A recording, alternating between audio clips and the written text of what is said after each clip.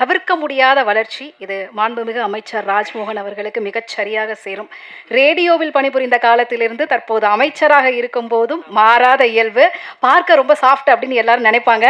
ஆனால் பேசும்போது அனலும் தேவையான இடங்களில் நக்கலும் கொஞ்சம் தூக்கலாகவே இருக்கும். இது இவரோட தனி ஸ்டைல். 2 லைன் தான். தனித்துவமாக தன்னுடைய அடையாளத்தை எல்லா இடத்திலையும் படைப்பார். நான் எப்போது ஆங்கரிங் செய்தாலும் மேடையிலேயே உரிமையோடு கலாய்ப்பார். சொல்லுக்கு இனியர், பழகுவதற்கு எளியர். செய்தி விளம்பரம், தமிழ் வளர்ச்சித்துறை மற்றும் பள்ளிக்கல்வித்துறை அமைச்சர் மாண்புமிகு திரு ராஜ்மோகன் அவர்களை பேச வருமாறு அன்போடு அழைக்கிறேன். அனைவருக்கும் அன்பான மாலை வணக்கம். இன்னொரு நிகழ்விலிருந்து வரும்போது பிளான் பண்ணபடி வர முடியல. முதல்ல சாரி. ரொம்ப அழகாக வர்ணனையாக என்னுடைய சகோ வரவேற்பாங்க. ஆனால் மணி 9:45 இந்த வர்ணனை தேவையா?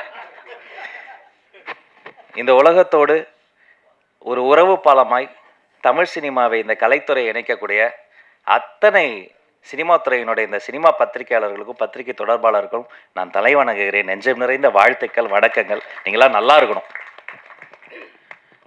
நேரம் குறைவாக இருக்குது, டக்கு நான் பேசிடுறேன். இந்த நம்மளுடைய பிரசாத் வென்யூவில் இங்கே இருக்கிற எல்லா பிஆர்ஓக்கிட்டையும் எஃப்எம்ல வேலை பார்த்தப்ப, டிவியில் வேலை பார்த்தப்ப, சோஷியல் மீடியாவில் வேலை பார்த்தப்ப, தனியாக யூடியூப் சேனல் வச்சுருந்தப்போ எல்லா பிஆர்ஓக்கிட்டையும் திட்டு வாங்கின ஒருத்தனா அது நான் தான். எஃப்எம்ல வேலை பார்க்க மௌன ரவி என்ன, அவர் நிக்கில் சார் எல்லாம் இன்டர்வியூ தருவாங்க. அப்போ எடுத்து முடிச்சு ஃபோன் பண்ணுவேன். ஆனால் ஒரு சின்ன மிஸ்டேக்னா என்னாச்சுமாங்க, இந்த ரெக்கார்டரில் ஆன் பட்டன் அமுக்க மறந்துட்டேன். பக்கத்தில் இன்னொரு எஃப்எம்ல வாங்கி தருவேன். ஏன்டா என் உசுராக வாங்குறேன் அப்படின்ட்டு. அதே மாதிரி நடுவில் ப்ராப்ளம்ஸ்லாம் வரும். எங்களெல்லாம் வெப்சைட்டில் இருக்கும்போது உள்ளே விடக்கூடாது அப்படின்னு முடிவு பண்ணிடுவாங்க. அது பத்திரிகையில் வந்தால்தான் பத்திரிகையாளர்கள், இவர்கள் எங்கள் போட்டியாளர்கள். இப்போ வாசல் அப்படி கையை கட்டி நிற்போம்.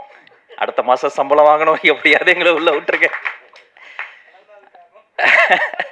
இல்லை பரவாயில்ல, அப்புறம் வர வர எல்லாத்தையும் புரிஞ்சுக்கிட்டு. ஆனால் மேடையில் இருக்கக்கூடிய அத்தனை ஜாம்பவான்களும் சரி, இங்கே இருக்கக்கூடிய பிஆர்ஓக்களும் சரி, நல்ல தமிழில் நல்ல ஒரு நிகழ்ச்சி செய்யணும்னா ஒரு தொகுப்பாளர்னா அவர்கள் முதலில் அணுகும் இடம் மலிவு விலை தொகுப்பாளர்னா அது ராஜ்மோகன் தான் என்பதையும் பெருமையோடு நான் சொல்லிக்கிறேன்.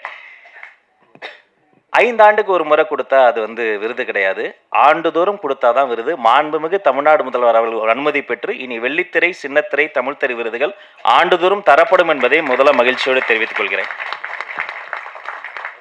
நல்ல படைப்புகள் தான் நம்முடைய ஆக்சிஜன். தமிழ் சினிமாவில் உண்மையிலே தன் தலையை அடமானம் வைத்து முதல் போடுகிற முதலாளினா தமிழ் சினிமாவுக்கே தலையாக இருக்கிறது நம்முடைய தயாரிப்பாளர்கள் தான். நம்ம நகைச்சுவையாக சில பேமெண்ட்ஸ் வரல, பெண்டிங் பேமெண்ட்ஸ் சொல்லுவாங்க. எந்த இண்டஸ்ட்ரியில் இல்லை, அவங்க தரக்கூடாதுன்னு இல்லை. ஒரு படத்தில் பேமெண்ட் தர முடியாட்டியும் அந்த சம்மந்தப்பட்டவங்களை அடுத்து ஒரு படமே தரக்கூடிய தாயுளம் கொண்டவர்கள் தான் அவங்க இல்லைன்னா நாம் இல்லை, அந்த தயாரிப்பாளர் சங்கம். அதே போல் அந்த தமிழ் சினிமாவில் கைகளாக இருக்கக்கூடியதுதான் நம்முடைய பாடலாசிரியர்களும் கவிஞர்களும் இசையமைப்பாளர்களும். படத்திற்காக ஓடியதா, இளையராஜாவின் பாடலுக்காக ஓடியதான்னு தெரியாத பல ஒண்டர்ஃபுல் மேஜிக்ஸ் தமிழ் சினிமாவில் இருக்குது. அவங்க இல்லைன்னா நாம் இல்லை. இந்த தமிழ் சினிமாவை தாங்கி ஓடக்கூடிய கால்கள் அப்படின்னா எங்களுடைய ஃபைட் மாஸ்டர்ஸும் டான்ஸ் மாஸ்டர்ஸும் அப்படி ரத்தத்தை வியர்வையாக கொட்டி ஓடி ஓடி உழைச்சி ஓடிக்கிட்டே இருப்பாங்க. அப்போ இந்த தமிழ் சினிமாவினுடைய வயிறு யார்? Production department. 5 பேர் இருந்தால் கேரவனுக்குள்ளே சாப்பாடு, 50 பேர் இருந்தால் கேரவன் பக்கத்தில் சாப்பாடு, 500 பேர் இருந்தால் சாப்பாடு எப்படியாவது போட்டுருவாங்க. காந்தி படத்தில் கிளைமேக்ஸில் 1,00,000 பேர் நடிச்சிருக்கிறாங்க. இந்தியாவில் ஷூட் நடந்திருக்கு. எப்படி காலைல பிரேக்ஃபாஸ்ட் கொடுத்துருப்பாங்க, மதியம் லஞ்ச் போட்டிருப்பாங்க, சாப்பிட்டு முடிக்கும்போது கடலை முட்டை எப்படி கொடுத்துருப்பாங்க, யோசித்தே பார்க்க முடியாது. அப்படிப்பட்ட இந்த சினிமாவினுடைய நாடி நரம்பெல்லாம் ஓடிக்கொண்டு இருப்பது இந்த தமிழ் சினிமாவினுடைய அன்சங்கட ஹீரோஸாக இருக்கக்கூடிய, இந்த ரத்தமாக இருக்கக்கூடியதுன்னா நீங்கள் தான், பிஆர்ஓஸ் தான். நீங்கள் ஓடி ஓடி இங்கே போகணும், அங்கே போகணும், ப்ரொமோஷன் போகணும், ஓடிக்கிட்டே இருப்பீங்க. இப்போ சினிமாவினுடைய இதயம் யார்? உண்மையிலேயே தன்னுடைய இதயத்தை பற்றி கவலைப்படாத இயக்குனர்கள் தான். அந்த இதயம் ஓடிக்கிட்டே இருக்கும். எப்படியாவது ஒரு நல்ல படத்தை எடுத்துட முடியாதான்னு 40-50 வருஷம் சாலிகிராமத்தினுடைய காவேரி கார்னரில் சுற்றி கொண்டு இருக்கக்கூடிய அண்ணன்களை நான் அறிவேன். இந்த மொத்த சினிமாவினுடைய உடலுக்கு ஒரு அழகான ஒரு ஸ்கின் வேணும் இல்லையா? அது நம்ம மேக்கப் டிபார்ட்மெண்ட். அப்படி அவங்க டச் பண்ணும்போது அப்படி சாமியை கும்பிட்டுட்டு அந்த ஃபர்ஸ்ட் அப்படி ஒரு பொட்டு வைக்கும்போது நாமளும் ஒரு நாள் பெரிய ஆர்டிஸ்ட் ஆகணும், ஒரு ஆர்டிஸ்ட்டுக்கு ஒரு பெரிய நம்பிக்கை வரும். சரி, இது எல்லாமே இருக்குது. அப்படிப்பட்ட இந்த சினிமாவினுடைய ஆக்சிஜன் யார்? துணை இயக்குனர்கள். டைரக்டர் இல்லாமல் கூட ஒரு 2 மணி நேரம் சமாளித்து சில ஷாட்ஸ் எடுத்துருவோம். துணை இயக்குனர்கள் இல்லாமல் ஒரு ஷாட்டு கூட எடுக்கவே முடியாது. அவங்க ஒரு பெரிய அன்சங்கடு ஹீரோஸ். இப்படி எத்தனையோ அன்சங்கடு ஹீரோஸ்லாம் அங்கே சினிமாவில் இருக்கிறாங்க. அத்தனை பேரோடும் பாராபட்சம் இல்லாமல் பழகக்கூடியவங்க இந்த பிஆர்ஓஸ். அத்தனை பேருடைய பாதி பேருக்கு என்ன தெரியும், அவங்க பேர் தெரியும். நான் எப்படி கல்யாணம் பண்ணோம், குழந்தை, எல்லாருமே ஒரு ஃபேமிலி ரீயூனியன் மாதிரி தான் இருக்குது. அண்ணன் நகைச்சுவையாக சொன்னாங்க, செல்வமணி அண்ணன். அது என்ன பேமெண்ட் பெண்டிங் நான் சொல்லிடுறேன். அது ஒன்றும் இல்லை. தமிழ் சினிமாவில் எல்லா சங்கங்களும் சேர்ந்து ஒரு நல்ல விழா எடுத்தோம். முத்தமிழறிஞர் டாக்டர் கலைஞர் ஐயா, அந்த பராசக்தி படத்தில் அன்னைக்கு ஒலித்த அந்த ஒரு குரல், அம்பாள் இன்றைக்கடா பேசியிருக்கிறாள் இன்னும் ஒலித்த குரல், அவருக்காக ஒரு நூற்றாண்டு விழா எடுக்கணும்னு பிளான் பண்ணி எல்லா சங்கங்களும் ஒன்று கூட்டிட்டாங்க. அப்போ வரிசையாக ஃபோன் வருது. லிங்குசாமி சார் ஃபோன் பண்ணுறாரு, பாண்டியராஜ் சார் ஃபோன் பண்ணுறாரு. எனக்கு என்ன பதட்டனா, சரி இது கலை சேவை தான், பேமெண்ட் வருமா வராதா, நாம் வாடகை வேற கட்டணும். அப்போ நான் என்ன யோசிச்சேன், சரி சார் இந்த வரேன் சார் அதர் சார் அப்படின்னு சமாளிச்சுக்கிட்டே இருந்தேன். திடீர்னு ஒரு பிஆர்ஓ ஃபோன் பண்ணார். அண்ணே ஒரு நிமிஷம் உங்ககிட்ட செல்வமணி சார் பேசுகிறோன்ட்டார். எடுத்தோடனே ஹலோ அப்படின்னாரு. கிளம்பிட்டேனே, இந்த க்ரீன் பார்க் நோக்கி வந்துக்கிட்டு இருக்கேன், பக்கத்தில் வந்துட்டேனே. வந்து அந்த ஒரு மாத காலம் உழைத்து யாருமே எனக்கு தெரிஞ்சு வீட்டுக்கு போகல. அவர் பாண்டியராஜ் சார் எல்லாருமே தயாரிப்பாளர்கள் அதில் ஒர்க் பண்ணுவாங்க. அதை எங்க முன்னாடி அன்சங்கடியோட அத்தனை பேர் ஸ்கிரிப்ட் எழுதி தள்ளி எல்லாரையும் அங்கே மேடையில் ட்ரெயினே கொண்டு வந்துட்டோம்.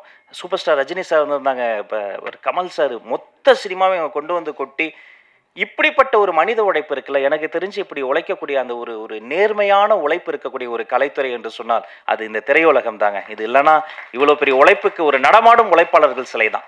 அப்படி இருக்கும்போது நீங்கள் உரிமையாக கேட்கலாம், சேரன் அண்ணாலாம் ஒரு சாதாரண டேரக்டராக நீங்கள் தவமாய் தவம் இருந்த அந்த படத்தில் வர ஒரு காட்சிக்கு அத்தனை தேசிய விருதுகள் நம்ம கொட்டி கொடுக்கணும். அப்படி தரமான ஒரு ஒரு காத்திரமான படைப்புகள். அந்த நீங்கள் சொன்னீங்களா நாங்கள் கடன் பட்டிருக்கோம், நாங்கள் தான் கடன் பட்டிருக்கோம். இது நன்றி கடன் திருப்பி தந்துக்கிட்டு இருக்கிறோம். நாங்கள் எங்கள் எல்லாருக்கும் செய்ய வேண்டியது எங்களுடைய நன்றி கடன். எனவே எல்லாமே அது என்னவோ மாண்புமிகு முதல்வர் அவர்களிடம் அனுமதி பெற்று ஆலோசனை செய்து எல்லாம் ஃபஸ்ட்டு மீட்டிங்லேயே வந்து எல்லாம் முடிஞ்சு போகும். திரும்ப கூப்பிட்டார், ராஜ் அப்படின்னாரு. அப்படியே ஓடி போய் சொல்லுங்கள் சார் அப்படிங்கும்போது அந்த முதல்ல அவர் சொன்ன விஷயமே, அந்த இந்த மானியமுக்காக காத்திருக்கலப்பா சின்ன சின்ன படங்கள்லாம், அது ஏன் பெண்டிங்கில் இருக்குது, முதல்ல நல்ல படைப்புகள் அந்த குட்டி குட்டி படங்கள்றாங்க பாருங்கள், எதெல்லாம் பெண்டிங் இருக்கோ அரசு சார்பில் அத்தனை படங்களும் மானியத்தை கொடுத்துருங்க, அவங்க அது டிசர்வ் இட் என்று சொன்ன ஒரு மாண்புமிகு முதல்வருக்கு இந்த நேரத்தில் நாங்கள் நன்றியும் இதன் மூலமாக நான் தெரிவித்துக் கொள்கிறேன். அது மாதிரி அது ஒரு ஒரு இன்னொரு விஷயமும், ஒரு காலத்தில் வந்து தமிழ்நாடு தான் சினிமாவுடைய கேபிட்டலாக இருந்தது. எல்லா ஷூட்டிங்குமே இங்கே நடக்கும். கொஞ்சம் கொஞ்சமாக இன்றைக்கி வந்து ஹைதராபாத் போயாச்சு, கொஞ்சம் கொஞ்சமாக எல்லாருமே அதர் ஸ்டேட் போயாச்சு. அதுக்கு வேரியஸ் ரீசன்ஸ். அதெல்லாம் பகுப்பாய்வு செய்வது தான் எங்கள் வேலை. ஷூட்டிங் ஸ்பாட்டில் வந்து யாராவது மேனேஜரோ பிஆரோ வந்து ஒரு பர்மிஷனுக்கோ ஒரு 10 பேரை பார்க்கணும், 4 பெட்ரோல் வண்டி காசு தரணும், நோ. யார் ₹1 கேட்டாலும் நீங்கள் கொடுக்காதீங்க, தரவே தராதீங்க. உங்கள் கூட சிஎம் இருக்கிறாரு, நீங்கள் என்ன ப்ரொடக்ஷனுக்கு என்னவோ அதை பார்த்துக்கங்க, ஆர்டிஸ்ட்டுக்கு என்னவோ அதை பார்த்துக்கங்க. அதுதானே செய்ய போகிறோம். இது வேலை. உலகத்தில் வேலையை செய்கிறதுக்கெல்லாம் யாரும் பாராட்ட மாட்டாங்க. அதனால் நாம் அப்படி சிஸ்டம் மாறி போச்சு. நாம் வேலையை செய்து கொண்டிருக்கிறோம், அதை சிறப்பாக செய்து கொண்டிருக்கிறோம், அது உண்மையாக செய்து கொண்டிருக்கிறோம். எந்த ஒளிவு முறை இல்லாமல் டிரான்ஸ்பரண்டான ஒரு கவர்னன்ஸ் தருவதற்கான ஒரு முயற்சி தான். ஏன்னா இந்த சினிமா துறையில் தான் கருவாகி உருவாகி இன்னைக்கு ஒரு ஒரு ஒரு மாமனிதர் எங்களுக்கு முதலமைச்சராக கிடைச்சிருக்கிறாரு. இதே மாதிரி இங்கே பின்னாடி உட்காந்துக்கிட்டு முன்னாடி தெரியாமல் வந்து எழுந்து நின்ட்டா கேமராமேன் அண்ணன் கத்துவார், முன்னாடி வரலன்னா ஸ்பீக்கர் கிட்ட மைக்கு போடலன்னா எங்கள் ஆஃபீஸில் என்னுடைய மேனேஜர் கத்துவார். அதையும் மீறி எழுந்துட்டா அவர் வந்து இந்த ஃபோட்டோகிராஃபர்லாம் திட்டுவாங்கன்னா பரவாயில்ல, மைக்கு பிடிச்சதுக்காக ரிங்கிள் பண்ணாது, ராஜு உட்காரியா இல்லையா அப்படிம்பாரு.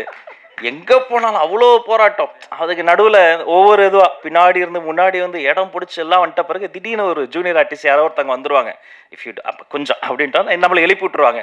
அப்படியே பின்னாடி போய் உட்காந்து ஃபுட்பால் மாதிரி தான் அதவங்களாம் நிற்கிறாங்க பாருங்கள். பாதி நிகழ்ச்சி ஃபுட்பால் மாதிரி நின்றுக்கிட்டு தொத்திக்கிட்டு, என்னன்னா என்னைக்காவது ஒரு நாள் நம்ம ஜெயிச்சிரும், எதுலையாவது ஜெயிச்சிரும், பெடந்தாங்கல் பறவை மாதிரி எல்லாத்துலேயும் ஓடி ஓடி பறந்து பறந்து இன்னைக்கு அப்படியெல்லாம் போயிட்டு இந்த இடத்துல வந்து நிற்கும் போது சரியெல்லாம் தான் இருக்குது. நாம தானா அமைச்சர் ஆகிட்டோமான்னு பல வாட்டி சரியெல்லாம் இருந்திருக்கு. பட் அதெல்லாம் யோசித்து பார்க்க எங்களுக்கு நேரம் இல்லை. இது ஒரு நல்ல ஸ்டார்ட், இது ஒரு பொன்னான வாய்ப்பு.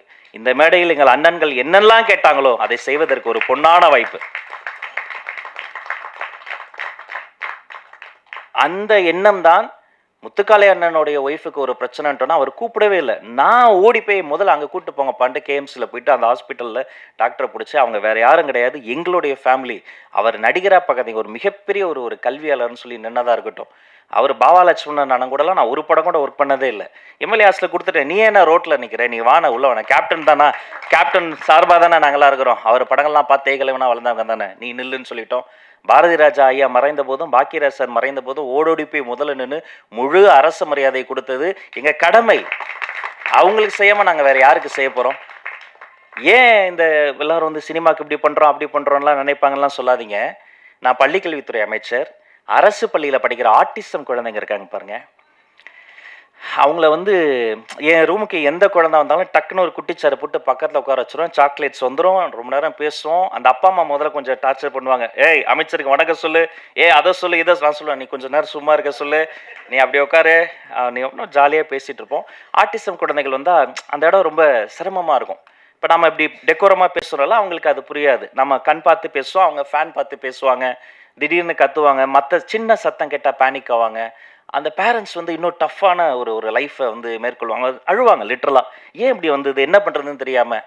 அப்போ ஒரு நாள் வந்து ஒரு அதிகாரி வந்து ஒருத்தர் வந்து சொன்னார், ஒரு நல்ல ஐடியா கொடுத்தார். நம்ம எம்ஜிஆர் ஃபிலிம் இன்ஸ்டியூட்டில் அரசு பள்ளியில் படிக்கும் ஆட்டிசம் குழந்தைகளை செலக்ட் பண்ணி போய் அவர்களுக்கு ஒரு உலக சினிமா போட்டோம். சரி, இதையே தொடரணும்னு, இந்த கலையை அந்த குழந்தைகளை கொடுக்கணும்னு, இனி மாதந்தோறும் அரசு பள்ளி ஆட்டிசம் குழந்தைகளுக்கு உலக சினிமா போடுவது என்று முடிவெடுத்து அதை நாங்கள் தொடங்கிவிட்டோம். நாங்கள் பேசும்போது எங்களோடு பேசாத அந்த குழந்தை அந்த சினிமாவில் வர மீனோடு பேசுது, மானோடு பேசுது, அவ்வளோ சந்தோஷம், சிரித்து விளையாடுது. அந்த இன்டர்வல் பிளாக்ல போய் அந்த குழந்தைங்க பேரண்ட்ஸ்லாம் பார்க்கும்போது தான் தெரிஞ்சது, அந்த குழந்தைகளுக்கு மட்டும் இல்லை, அந்த அப்பா அம்மாக்கே ஒரு பெரிய ரிலீஃப். ஒரு பப்ளிக் பிளேஸில் அவங்களுக்கு ஆக்சஸ் இருக்காது, டக்குன்னு பேனிக் ஆவாங்க அந்த குழந்தைகள் பிஹேவ் பண்ணுறதை வச்சு. அத்தனை பேர் கட்டி பிடிச்சி கைப்பிடிச்சி நன்றி சொல்லும் போது நான் நினைத்து பார்க்குறேன், கிட்டத்தட்ட அது மாதிரியான அந்த குழந்தைக்கு எனக்கு என்ன வித்தியாசம், என்ன பண்ணுறேன்னு எனக்கே தெரியாமல் ஏதோ பண்ணேன், கிடைச்ச எல்லா வேலையும் பண்ணேன். ஆனால் இன்றைக்கி வந்து நிற்கிறேன், இதெல்லாம் பண்ணுறேன்னு சொன்னால் அது இந்த திரைக்கலை தந்த ஒரு ஒரு ஒரு வலிமை, அந்த இதயத்தை தொடக்கூடிய ஒரு ஒரு உணர்வு, நல்ல படைப்புகளை பார்த்து படித்து கேட்டு வளர்ந்தது. இதையெல்லாம் இப்படியெல்லாம் செய்யணும்னு நினைத்து என்னுடைய மாண்புமிகு முதல்வர் எனக்கு கொடுத்த ஒரு நல்ல வாய்ப்பு, அவர் வைத்த நம்பிக்கை, நீங்கள் எல்லோரும் வைத்திருக்கிற நம்பிக்கை, இதை நான் நிச்சயமாக காப்பாற்றுவேன். கடைசி மூச்சு வரை நேர்மையாக வேலை செய்து உங்கள் அத்தனை பேரினுடைய கோரிக்கையும் மாண்புமிகு முதல்வரிடம் அனுமதி பெற்று நிறைவேற்ற என்னாலான எல்லா முயற்சிகளையும் செய்வேன் என வாழ்த்தி வணங்கி விடைபெற்று செல்கிறேன். அனைவருக்கும் நன்றி.